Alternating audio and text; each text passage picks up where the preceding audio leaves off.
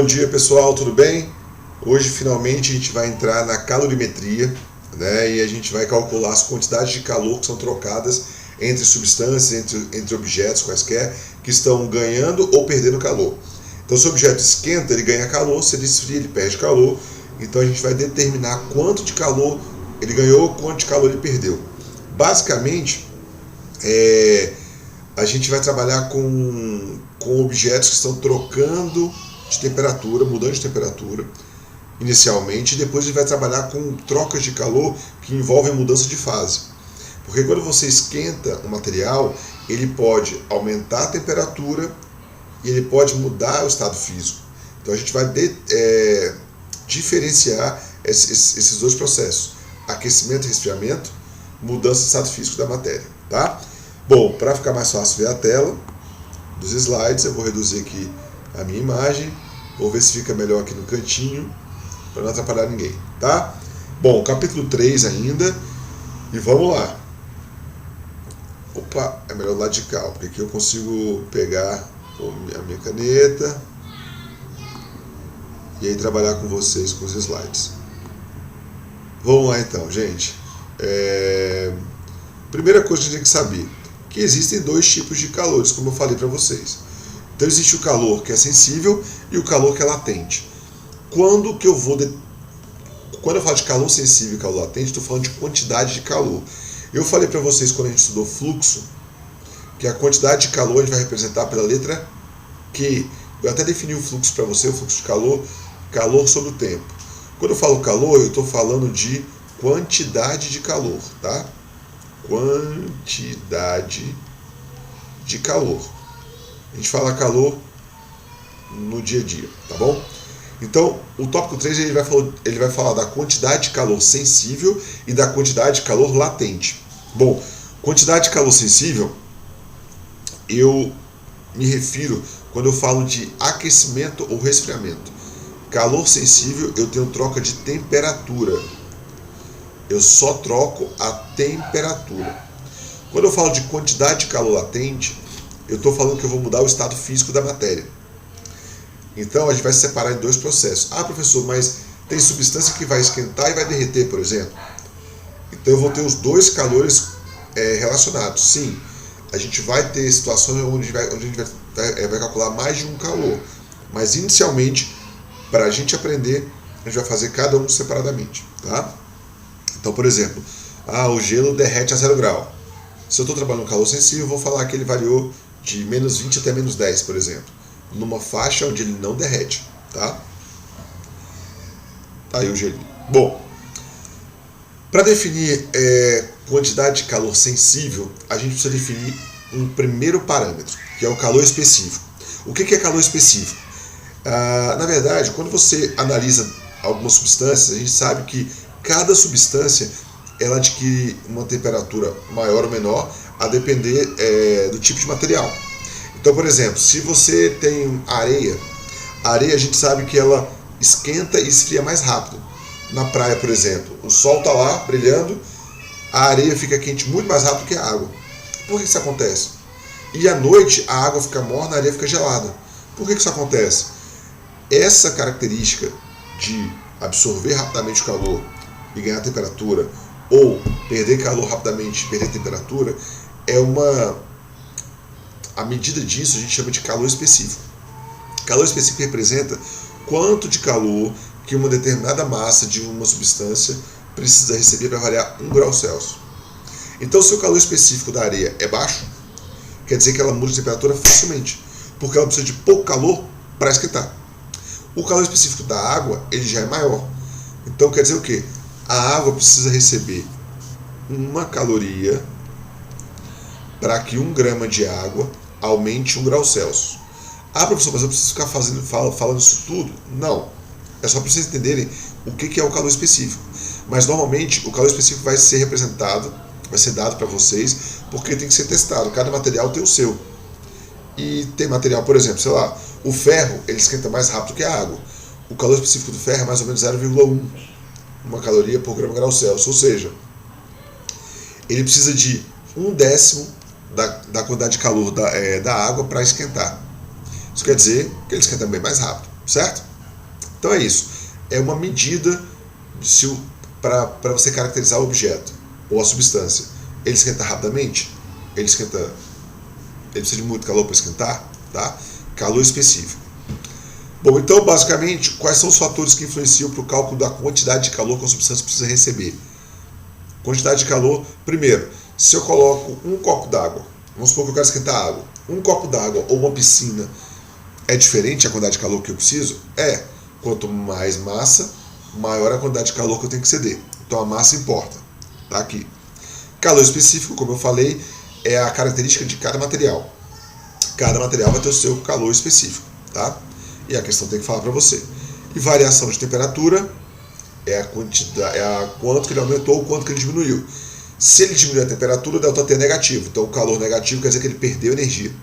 Calor positivo é que ele ganhou energia. Então só para lembrar, não é, eu mostrei para vocês que o calor específico está em caloria por grama grau Celsius. Esse não é o SI, mas é muito comum. Então se aparecer assim o calor específico, você vai usar gramas da massa e graus Celsius na temperatura e vai achar o calor em caloria. Se por acaso o calor específico vier em Joule por quilograma Kelvin, aí você vai usar as unidades corretas. Kelvin aqui, quilograma aqui, e vai achar em Joule energia. Então você vai definir a unidade de medida pela constante que é dada para vocês. Só um detalhe, para não esquecer, para lembrar dessa fórmula aqui, ó, é só lembrar todo mundo gosta de um macete, né? Então esse aqui é que macete. Que macete. Pra vocês lembrarem dessa forma, tá bom? Vamos lá. Além disso, é importante lembrar o seguinte: a quantidade de calor necessária para o aquecimento, quando a substância absorve energia, ou resfriamento, quando ela perde energia, é chamada de quantidade de calor sensível, tá? Bom, outra grandeza que a gente pode definir é a capacidade térmica. E aí, vale para lembrar o seguinte: calor sensível, MC ΔT. A capacidade térmica é o Mzinho vezes o C, que é o Czão, tá? Então pode ser assim, ou eu posso passar o ΔT para lá, vai ficar assim: capacidade térmica é calor sensível sobre variação de temperatura. Bom, o que representa a capacidade térmica? A capacidade térmica é basicamente igual ao calor específico. Quanto de calor que eu preciso para aquecer ou resfriar um determinado objeto, um determinado corpo. Qual que é a diferença? Ora, o calor específico eu estava falando da massa. Por exemplo, o calor específico da água é 1. Então a água ela se comporta dessa maneira. Agora, quando eu falar capacidade térmica, não é da água. Capacidade térmica é de um copo d'água, é de uma piscina. Reparem, a capacidade térmica é de uma porção, eu estou levando em consideração a massa. Então só essa diferença. Qual o calor específico da madeira? X. Qual a capacidade térmica da porta de madeira? É uma quantidade daquela matéria. Tá bom? Dito isso, por último, a gente vai falar mais nos exercícios sobre isso. Mas quando eu falo sobre sistemas termicamente isolados, são sistemas que não trocam calor com o meio externo. Isso quer dizer o seguinte: imagina, eu tenho um isopor, uma caixa térmica, e eu coloco gelo a, sei lá, menos 30 graus, e eu coloco água a, não sei, 40 graus. Todo o calor que a água perder vai passar para o gelo e vai esquentar o gelo. Então a água vai esfriar porque perde calor sensível. O gelo vai esquentar porque ganha calor sensível. Como o sistema é termicamente isolado do meio externo, tudo que um recebe, o outro perde. Basicamente eu posso falar o seguinte: todo o calor sensível que a água perdeu, eu posso falar que o calor sensível que o gelo ganhou. Um é igual ao outro. O que essa equação está falando? O somatório dos calores que foram cedidos tem que ser igual ao mais somado os que foram recebidos, tem que dar zero. Porque quem cede é negativo e quem ganha é positivo. Quando soma dá zero porque eles são iguais. Certo? A gente vai ver mais isso nos exercícios, que isso aqui é mais de ordem prática.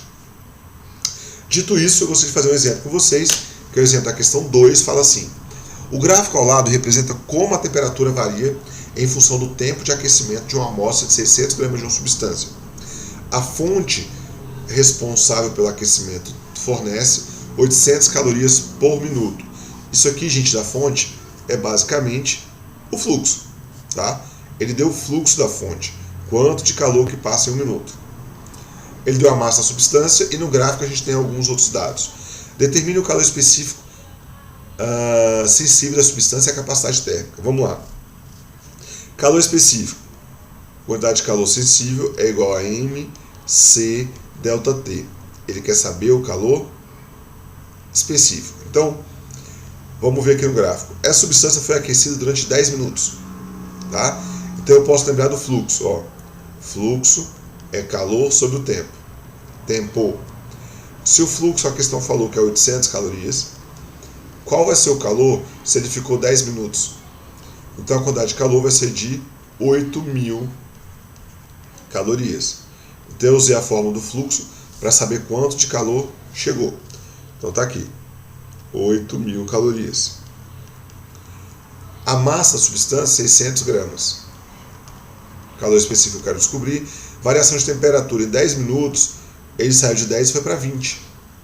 Então a variação de temperatura, 20 graus Celsius. Então, pegando a calculadora aqui, para a gente agilizar o processo, eu posso falar o seguinte: calor específico vai ser 8.000 dividido por 600 dividido por 20, que vai dar 0,66666, ou seja, aproximadamente 0,67 caloria por grama graus Celsius. Esse é o valor. E a capacidade térmica? A capacidade térmica pode ser o M vezes o Czinho, pode ser calor sob variação de temperatura, como a gente falou no slide anterior. Então vai ser o M vezes o Czinho, vai ser igual a 400 calorias por grau Celsius. Bom, então tá aí, né, as relações. Letra B. Mantidas as condições apresentadas no gráfico, determine o instante em que a temperatura da amostra atinge 70 graus Celsius. Bom, aí é o caminho inverso. Para chegar a 70 graus Celsius, quanto de calor sensível que ela tem que receber? A massa é 600, a variação de temperatura 0,67, ou específico. A variação de temperatura vai ser 60 graus. Por quê? Porque ele partiu do 10. Então, se eu fizer essa conta toda, eu vou ver que 600 vezes 0,67 vezes 60 vai dar... Cadê? 24.120 calorias. Porém, vamos voltar para o fluxo. O fluxo é 800, ou 8.000, né? Não, 800, isso mesmo. É 800, é igual a 24.120 dividido pelo tempo. Então, qual seria o tempo necessário aqui? 24.000 dividido por 800. Eu precisaria de aproximadamente 30 minutos, 30,15 aqui, porque eu usei um valor aproximado, tá bom? O meu calor específico está aproximado. Então é isso. É importante saber o fluxo, é importante saber o calor sensível, tá? E bom, para não ficar muito extenso, eu vou fazer o seguinte, né? Nas páginas 104, 105, 106, existem aqui algumas questões, como a 5, que eu vou deixar como tarefa. Então, na próxima aula a gente vai corrigir essas questões.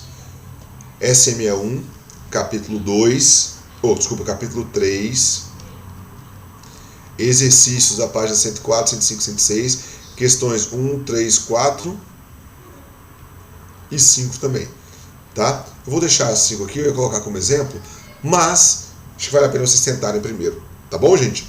Então é isso. Qualquer dúvida, vai no chat, avisa qual é a dúvida e a gente vai trabalhando junto. Valeu, pessoal!